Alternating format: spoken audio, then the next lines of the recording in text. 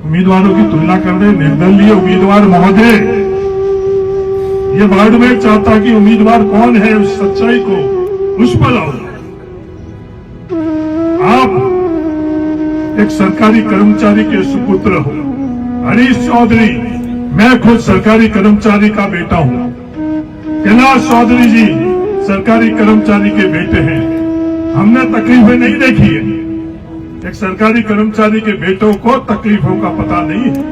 जो तकलीफ खुद तकलीफों से गुजर कर आगे बढ़ता है वो तकलीफें उसे ही पता है।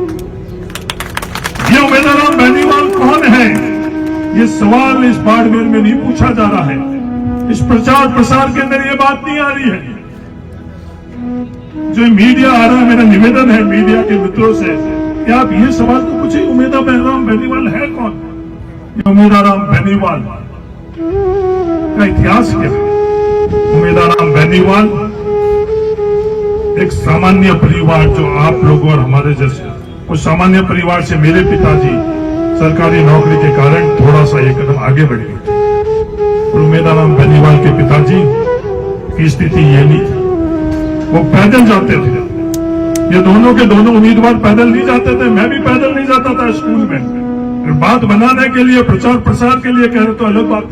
ये उम्मीदवार बेनीवाल 4 किलोमीटर तक जब बच्चा, आज बच्चे को अपन थोड़ी धूप लगती है, हमारे बच्चों हमको तो हमको तकलीफ होती है। और उम्मीदवार बेनीवाल 4 किलोमीटर दूर जाकर और 8वीं तक की पढ़ाई इस उम्मीदवार बेनीवाल ने की। ये उम्मीदवार और 8वीं से 10वीं तक की पढ़ाई के लिए स्कूल वहां नहीं होने के कारण, वहां से 18 किलोमीटर दूर पुणे के तले में स्कूल नहीं होने के कारण हीरे की ढाणी जाना पड़ा। और उस 18 किलोमीटर दूर हर रोज जा नहीं सकते पैदल, उसके लिए वहां किसी रिश्तेदारों के वहां रहकर और उसने अपनी पढ़ाई आगे बढ़ाई। ये उम्मीदवार बेनीवाल, ये दुनिया नहीं पूछ रही है ये कौन उम्मीदवार बेनीवाल। 11वीं के पढ़ने के लिए इस उम्मीदवार बेनीवाल को बालोता जाना पड़ा। हम तीनों को फीस भरने के लिए, किताबें खरीदने के लिए, रोटी की व्यवस्था करने के लिए हमारे को कोई चिंता नहीं थी, क्योंकि हमारे परिवार ने, हमारे पिताजी ने सरकारी तनख्वाह के माध्यम से वो सब सुनिश्चित किया। पर उम्मीदवार बेनीवाल के लिए ये नहीं, ये बालोता गया पढ़ने के लिए। जब जेब में एक पैसा नहीं था तो इसको मजदूरी करनी पड़ी। ये दुनिया आज कोई नहीं पूछ रही है, दुनिया में कोई बता नहीं रहा। आज मैं पहली दफे बता रहा हूं इस भाजपा की पावन धरा पर फकीर साहब के साथ। और वो मजदूरी क्या करी? मजदूरी मोटा राम जी वो फैक्ट्रियों के अंदर की जिगर, टेबल पर बैठिंग तो कितनी मुश्किल होती है। इसकी जाति क्या? इसकी जाति मजदूर है। दुनिया पूछती उम्मीदवार की जाति क्या? उम्मीदवार बेनीवाल की जाति मजदूर है।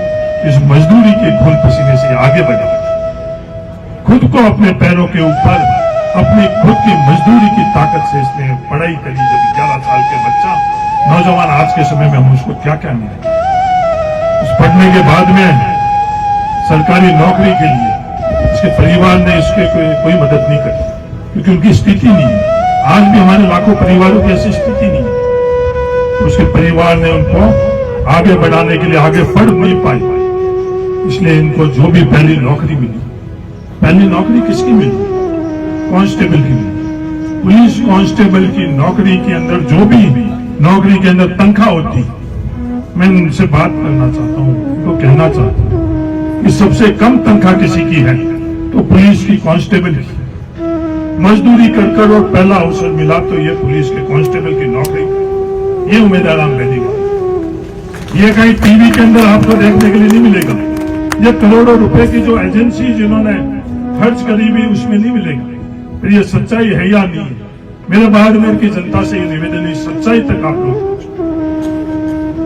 और फिर खुद की हिम्मत से, खुद के जज्बे से इस व्यक्ति ने जो परिवार को पालने के लिए जो पुलिस की नौकरी मिली उसको छोड़कर और ये वहां दिल्ली के अंदर इसने अपना खुद का काम शुरू किया। ये उम्मीदवार बेनीवाल है और वहां से सफर आज उम्मीदवार बेनीवाल आप लोगों के पीछे मेरे सामने लड़ा, मजबूती से लड़ा, पर इसका संघर्ष को मैंने कभी भी इस संघर्ष के ऊपर मैंने सवाल नहीं उठाया। मैं नतमस्तक था जिस दिन आमने सामने चुनाव लड़ा, उस वक्त भी उम्मीद बेनीवाल के संघर्ष का मैं नतमस्तक। ये चुनाव है, सियासत है, राजनीति है, अपने कायदे से, अपने तौर तरीके से करनी चाहिए, नहीं करनी चाहिए, पर हो रही हो या नहीं हो रही है, थार के अंदर नहीं हो रही,